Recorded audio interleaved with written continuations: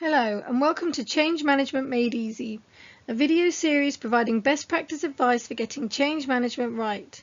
This is brought to you by Change Proud, a change management training and resources platform. So in this episode, we're going to show you how to create a training strategy. So creating your training strategy. So just before we go into this, just to remember that training is going to potentially be a really key part of your change program or project. Most change projects do have an element of training in them. To some extent, you're likely to be needing to teach people new skills, new behaviors, new knowledge, and therefore ultimately you're going to need some kind of training plan or strategy. So in terms of how you create an effective training strategy, the approach you take is to follow these 4 steps, and we're going to go through each one in turn on the following slides. So analyze, design, delivering the training, and evaluating the training. At the bottom of the slide here, just before we do, let's just consider some really key guiding principles in terms of how you make sure your training is ultimately really effective and that you want to be thinking about as you go through the approach to creating your change strategy. So in today's world, you really want to be thinking about digital and innovation and how people engage now with how they get new information very quickly. It's no longer kind of reading lots of content. It's usually videos. It's very accessible, that type of thing. Think about how you're going to really build excitement and engagement so people do the training without being kind of, pushed to do it. Think about creating bite-sized options, again, making it very accessible. Thinking about how you can get leaders involved as key kind of influencers and role models. How will you support adoption? So how do you make this easy for people to adopt back into the working environment so that from training to reality it's not too much of a jump? And then also looking potentially at whether you want to do train the trainer options. So step 1 for analyze. So this is really about where you conduct your training needs analysis. So you really want to think about capturing, through interviews, focus groups, surveys, etc., the new knowledge, skills or behaviors that people are basically going to need to adopt as a result of the change. So it might be knowledge of new processes, how to use new IT systems. It might be skills related to new procedures, new ways of interacting with people. And then it might be behaviors that are more to do with kind of mindset of how people go about doing their job. So for example, putting the customer first, handling customer complaints differently, that type of thing. Then once you've analysed and you've understood all the training needs, so you've captured the knowledge, skills and behaviours that you're going to need to implement, you then move on to design. So this is where you're really thinking about your training plan and the content that you're going to deliver in order to achieve your learning objectives. So you want to think about your key stakeholder groups. So who are the people that need training? What's the topic that they need training on? Breaking it down at that level. What's ultimately the learning objective? So what needs to be different? What do they need to now have in terms of new knowledge and skills at the end? What delivery method would be most appropriate? Is it classroom training? Is it online? Is it stuff that they can go and watch themselves? Is it videos? What trainers or facilitation might you need? Everything else to do with location, logistics, dates, times, materials, etc. So you want to build your training plan to really cover these types of columns in this table here.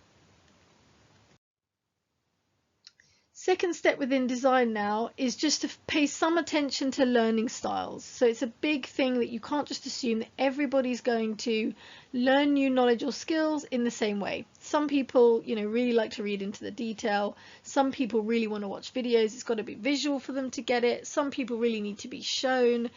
You really want to think about the different learning styles and try to appeal to all 4 as much as possible, giving people options so that it's not going to turn anyone off who's really not going to be able to fully engage in the learning content if it's using a channel that's just not going to work for them. Here we're just really reiterating the point around really thinking about what that content and style of how you're going to deliver the learning needs to be.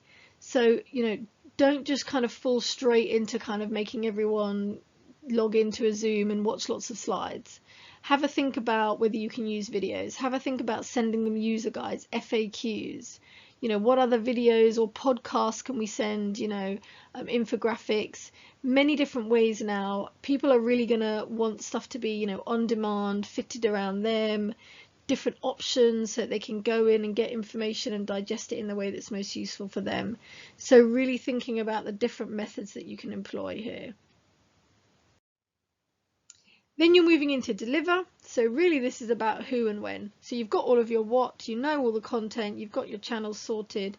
It's really then who's best to deliver this training, and do you want to adopt to train the trainer as well. And with who, it's not just because you want to use people who know it. Obviously you do, but it's also because you want to think about who from the business could really help this to land well, who could bring it to life, you know, who could then sponsor it potentially. And then when is really crucial. You don't want to make people do loads of training way ahead of when something's going to, you know, be implemented. For example, you're not going to turn the technology on for another month. Everyone's done training and they've not put it to use straight away. You want to make that gap really small so that as soon as they've done training, it's straight away being applied, you know, on the job, and they haven't lost the learning already. And then the final step is evaluation of training. So this is really key because training is likely to be a significant investment within the change program. It's usually where, you know, the most kind of money, time and effort gets spent, because you've got to get the experts in, you've got to design the training, understand what you need to do, deliver it. It can take time. You know, it really is a significant piece usually. So you really need to make sure you've actually evaluated whether training has achieved the outcomes that you set out to achieve. So the Kirkpatrick evaluation model is a really useful framework, really easy, you know, to explain to stakeholders, to get people to understand what you're going to do here. And it basically goes up in the levels here from 1 to 4. And the levels correspond to the complexity of the evaluation that you're going to do, but also the level of value that you're going to gain. So level 4 being the kind of highest value and the most difficult to really pin down. So level 1 is just reactionary. So this is really kind of smiley sheets. Did people enjoy the training? Well, even if we know they did, that doesn't really tell us if they learnt anything, whether they're applying the learning or whether it's had the overall business impact that we wanted. So the next level is learning. So actually determining whether learning has happened and taken place. So testing people's knowledge to see if they've understood and they've got the new knowledge and skills that we needed them to have. Level 3 is impact. So this is, has training been transferred to the workplace? Are people actually adopting these new skills, behaviours and knowledge, etc.? No point in them learning it if they're not going to adopt it. And if they're not adopting it, what's getting in the way? Why are they falling back into old ways of working, for example? And then finally, results. So the most complex but critical level really is being able to demonstrate the actual changes to the business that you wanted to see.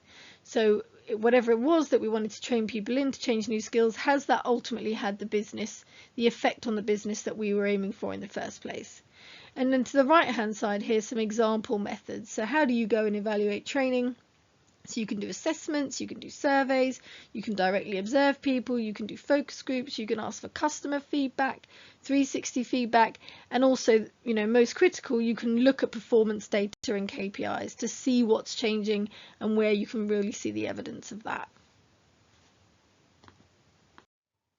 If you found this video useful, for more easy to use and accessible change management training, resources and templates, please visit Change Proud. Thank you for watching.